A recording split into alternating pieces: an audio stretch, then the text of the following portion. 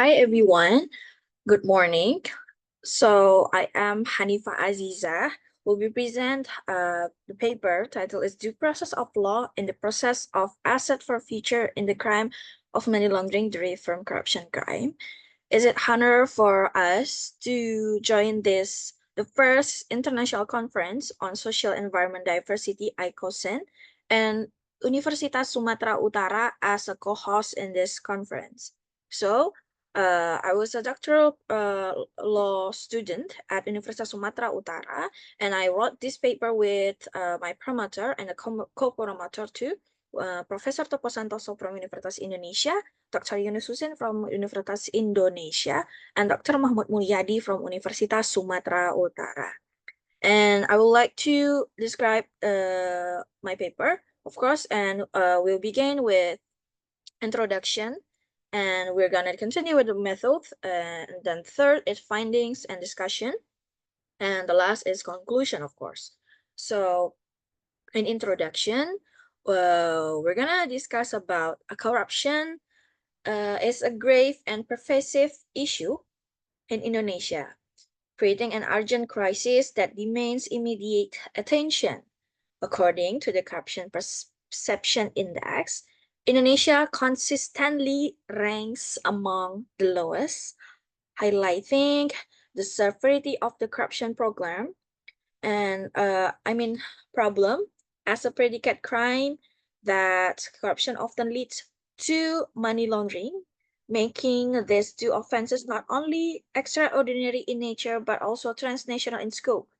So they're given their complexity and far-reaching impact. Addressing corruption and money laundering require extraordinary measure as a multifaceted approach.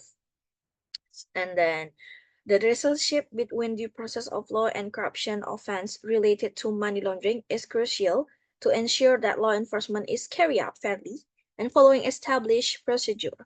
Generally, due process of law is a legal principle that guarantees every individual will be treated fairly by the state, particularly in legal proceedings that involve their rights. But in as we know that in corruption and money laundering, culture has been uh, disrespected our rights as human being in our country because of their activity. So, below are some case connection between due process of law and corruption offenses related to money laundering.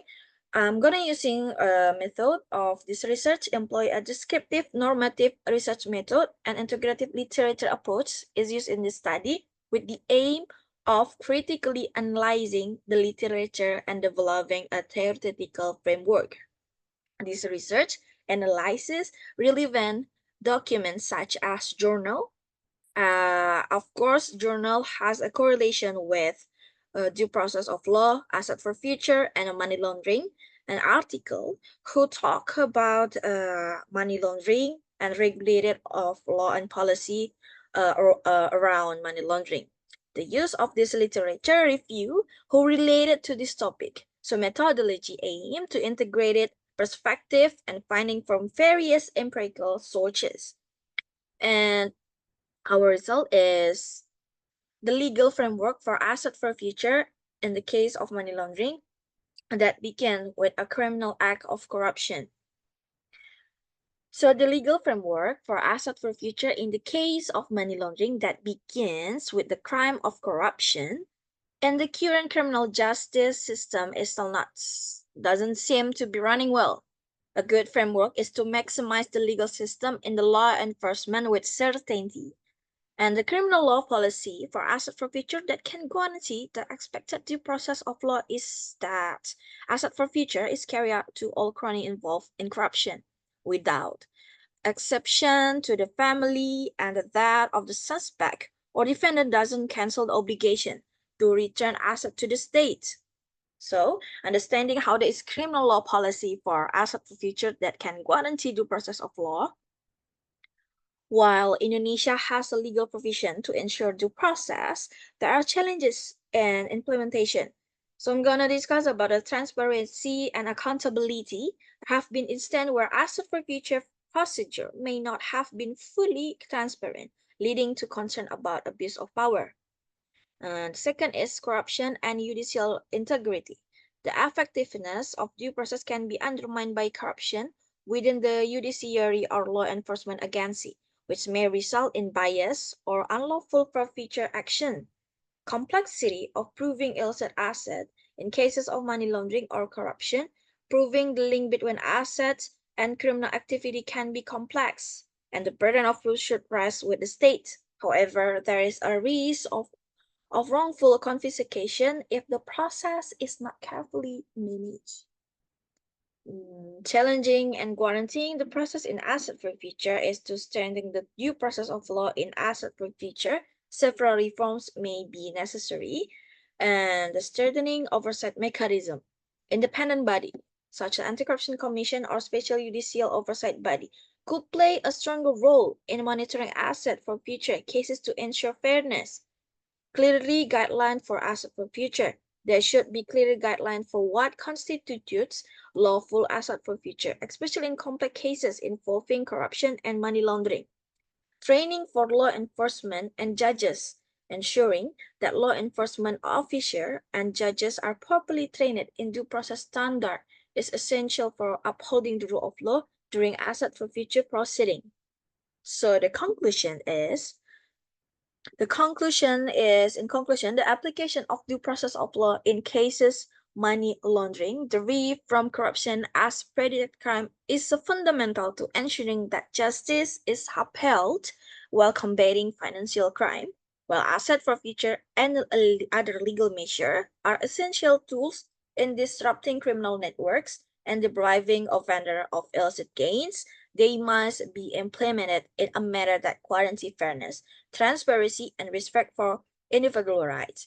Besides, the corrupter has been disrespected our rights. The process requires that any action taken by the state, particularly in the context of money laundering and corruption, must be based on a clear legal framework over opportunity for defense and be subject to judicial oversight.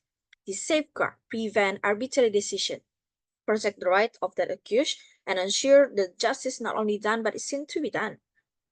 However, challenges remain in ensuring that due process is consistently applied, especially in complex cases involving transnational crime, such as money laundering, linked to corruption.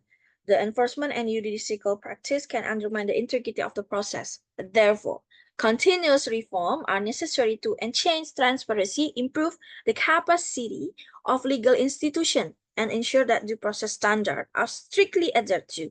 By strengthening and due process, the enforcement of law against money laundering from corruption, Indonesia can maintain a balance between effective legal action and the protection of fundamental rights, ensuring that the fight against corruption is both just and effective. So I think my presentation is already done. I am Hanifah Azizah. Say thank you to ICOSEND. So thank you very much.